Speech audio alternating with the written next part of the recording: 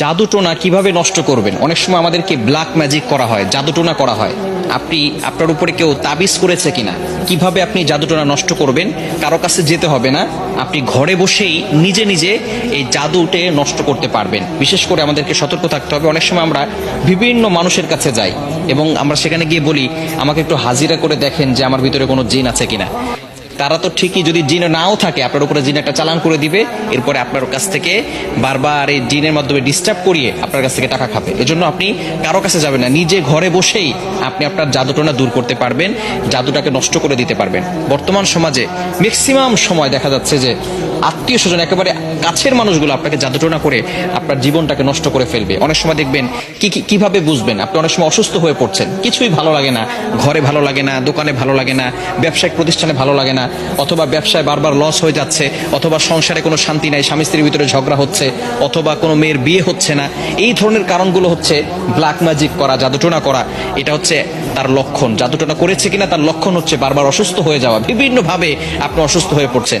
মেয়েটার বিয়ে হচ্ছে না, বারবার পাত্র আসে, দেখে সবকিছু ঠিকঠাক থাকে, যেদিন বিয়ে ডেট দিবে তার কিছুদিন আগে বলে বিয়ে করবো না। এরকম অনেকে হয়, অনেকে আমাদের কাছে ফোন দিয়ে বলে। এটা হচ্ছে ব্ল্যাক ম্যাজিক, জাদুটোনার একটি অন্যতম লক্ষণ। এরকম লক্ষণ যদি আপনার ভিতরে থেকে থাকে, তাহলে আপনি জাদুটোনা কিভাবে নষ্ট করবেন আজকে বলে দিব। আপনারা খুব সুন্দর করে প্র্যাকটিক্যালি দেখাবো ইনশাল্লাহ। আপনি দেখে এটা যদি প্র্যাকটিস করেন, ইনশাল্লাহ জাদুটোনা যদি থেকে থাকে তাহলে আপনি নিজেই এটা করলে আপনার জাদুটোনা কেটে যাবে। ব্ল্যাক ম্যাজিক করে আপনাকে কেউ ক্ষতি করতে পারবে না, এবং এরপর থেকে আপনাকে কিছু আমল করতে হবে। আচ্ছা, আমি আপনাদেরকে দেখাচ্ছি। কলম আছে নাকি কারো কাছে? এই যে একটা কলম। সর্বপ্রথম আপনি যে কাজটা করবেন, প্রথমে অজু করবেন। অজু করে আপনি সূরাতুল ফাতিহা একবার পড়বেন, সূরা ফালাক একবার পড়বেন, সূরা নাস একবার পড়বেন, সূরা ইখলাস একবার পড়বেন। এরপরে আয়াতুল কুরসি পড়বেন। প্রথমে সূরা ফাতিহা একবার, এরপরে সূরা ফালাক একবার, সূরা নাস একবার, এরপরে সূরা ইখলাস একবার, আয়াতুল কুরসি একবার। এটা পড়ার পরে এরপর আপনি একটা চেয়ারে বসবেন।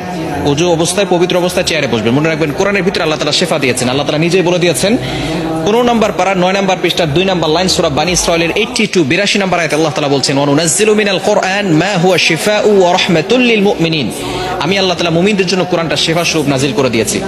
প্রথমে আপনি বসবেন একটা চেয়ারের উপরে, পবিত্র হয়ে, ওযু করে পবিত্র হয়ে তারপরে বসবেন। বসার পরে একবার সূরা ফাতিহা পড়বেন, এরপরে আপনি সূরা ইখলাস, সূরা ফালাক, সূরা নাস পড়বেন, এরপর আয়াতুল কুরসি পড়বেন। এরপরে আপনি 7 বার সূরা ফাতিহা পড়তে হবে আউযুবিল্লাহ বিসমিল্লাহ সহকারে। এই যে একটা ছুরি নেবেন ডান হাতে, এটা আমি পেন দিয়ে দেখাচ্ছি, আপনি এটা ছুরি নেবেন। ডান হাতে একটা ছুরি নিয়ে আপনি মাথার উপরে রাখবেন, এভাবে রেখে আউযুবিল্লাহ বিসমিল্লাহ সহকারে সূরা ফাতিহা পড়বেন। পড়ে আপনি ছুরিতে ফু দিবেন। ছুরিতে ফু দেওয়ার পরে এরপরে